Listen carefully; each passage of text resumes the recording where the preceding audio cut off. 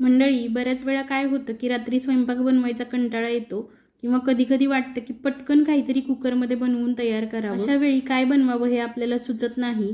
तसेच बनवलं तरी ते पौष्टिक सुद्धा असलं पाहिजे असं सुद्धा कुठेतरी वाटत असतं।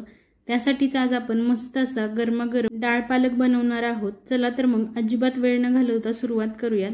त्यासाठी इथे मी अर्धा कप तूर डाळ आणि अर्धा कप मूग डाळ घेतलेली आहे। इथे डाळींचं प्रमाण तुम्ही तुमच्या आवडीनुसार कमी जास्त करू शकता किंवा कुठली तरी एखादीच डाळ आवडत असेल तर ती वापरली तरी चालेल। आता या डाळी 2-3 वेळा स्वच्छ पाण्याने चांगल्या धुवून घ्यायच्या। डाळींमधलं पाणी काढून टाकायचं। त्यानंतर यामध्ये स्वच्छ धुवून बारीक चिरून घेतलेला पालक घातलेला आहे। 1 वाटी डाळीसाठी बरोबर 2.5 ते 3 वाटी एवढा पालक आहे। पालक सुद्धा तुम्ही तुमच्या आवडीनुसार कमी जास्त करू शकता। त्यानंतर इथे मी 2 मीडियम साईजचे टोमॅटो बारीक चिरून घेतलेले आहेत। डाळ शिजेल एवढं पाणी घालायचं। अर्धा ते पाऊण ग्लास पाणी घातलेलं आहे। कुकरचं झाकण लावून 3 ते 4 शिट्ट्या करून घ्यायच्या किंवा तुमचा जर कुकर मोठा असेल आणि त्याला कमी शिट्ट्या लागत असतील तरी तुम्ही कमी केलं तरी चालेल। शिजल्यानंतर यामध्ये अगदी अर्धा ग्लास पाणी घातलं आणि या डाळी आणि पालक चांगला घोटून घ्यायचा। व्हिडिओमध्ये तुम्ही बघू शकता, पूर्ण मॅश केला नाही तरी चालेल। याचं स्ट्रक्चर थोडंसं असं दिसलं पाहिजे, व्हिडिओमध्ये बघू शकता। हा डाळ पालक जेवढा चवीला चांगला लागतो तेवढाच पौष्टिक सुद्धा आहे। पालक मुलं खात नसतील किंवा पालकाचे बाकीचे पदार्थ खाऊन जर कंटाळा आला असेल तर हे तुम्ही रात्री जेवणामध्ये अगदी झटपट बनवू शकता।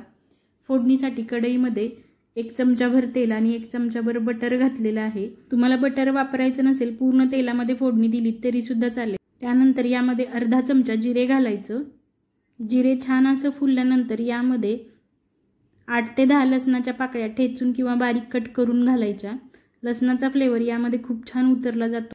आता हा लसूण मंद गॅसवरती 1-2 मिनिट चांगला गोल्डन ब्राऊन होईपर्यंत परतून घ्यायचा। लसूण छान असा परतून झाल्यानंतर यामध्ये 2 मीडियम साईजचे कांदे बारीक चिरून घेतलेले आहेत। हे कांदे यामध्ये घालून घ्यायचे। आता हा कांदा सुद्धा हाय फ्लेमवरती 3 ते 4 मिनिट चांगला ट्रान्सपरंट होईपर्यंत किंवा हलकासा असा गुलाबी कलर येईपर्यंत परतून घ्यायचा। तोपर्यंत तुम्ही जर माझ्या यूट्यूब चॅनलवर नवीन असाल तर आत्ताच सबस्क्राईब करा। फेसबुक आणि इंस्टाग्रामवरती सुद्धा फॉलो करा। आता यामध्ये मसाले घालूयात। मसाल्यांमध्ये अर्धा चमचा रंगाचं लाल तिखट, 1 चमचा लाल तिखट, 1 चमचा गरम मसाला, अगदी पाव चमचा हळद आणि 1 चमचा धने पावडर घातलेली आहे। लाल तिखट इथे तुम्ही तुमच्या आवडीनुसार कमी किंवा जास्त करू शकता। आता हे मसाले लो फ्लेमवरती मिनिटभरासाठी चांगले परतून घ्यायचे। त्यानंतर यामध्ये शिजवून आणि घोटून घेतलेला डाळ आणि पालक घालून घ्यायचा। त्यानंतर कन्सिस्टन्सी ॲडजस्ट करण्यासाठी पाणी घालायचं। इथे मी 1 ते 1.5 ग्लास पाण्याचा वापर केलेला आहे। डाळ पालक जास्त पातळ नसतो, थोडासा घट्टसरच असतो। याची कन्सिस्टन्सी तुम्ही व्हिडिओमध्ये बघू शकता। चांगलं मिक्स करायचं। त्यानंतर यामध्ये बारीक चिरलेली कोथिंबीर घालायची। त्यानंतर गॅसची फ्लेम हाय करून याला एक उकळी काढून घ्यायची। उकळी आली की गॅसची फ्लेम मंद करायची आणि 4 ते 5 मिनिट हे डाळ पालक चांगलं उकळून घ्यायचं। 4-5 मिनिट हा डाळ पालक चांगला उकळून झालेला आहे। आता याला आपण तडका बनवूयात। तडक्यासाठी तडका पॅनमध्ये 1 चमचाभर बटर घेतलेला आहे। त्यामध्ये 10 ते 12 लसणाच्या पाकळ्या बारीक चिरून घातलेल्या आहेत। हा लसूण चांगला ब्राऊन कलरवरती भाजून घ्यायचा। मी इथे तडका देण्यासाठी बटरचा वापर केलेला आहे, तुम्ही त्याऐवजी तूप वापरलं तरी सुद्धा चालेल। त्यानंतर 2 सुक्या बेडगी मिरचीचे तुकडे करून घातलेले आहेत। इथे गॅसची फ्लेम मी बंद केली।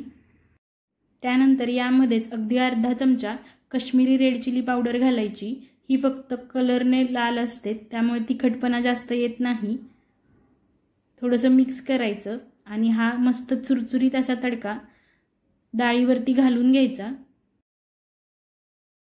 अशा प्रकारे तयार झाला आपला डाळ पालक।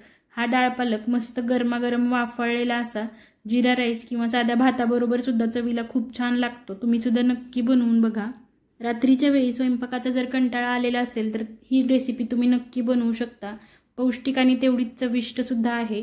आता यातला एक घास तुम्ही सुद्धा खा आणि कसं झालं हे मला नक्की सांगा। आवडलं असेल तर नक्की लाईक करा। फेसबुक आणि इंस्टाग्रामवरती फॉलो करा। यूट्यूबवरती प्रियंका घारमळकर या चॅनलला सबस्क्राईब करा। चला मग पुन्हा भेटूयात अशाच एखाद्या चविष्ट आणि पौष्टिक रेसिपीमध्ये। Thanks for watching.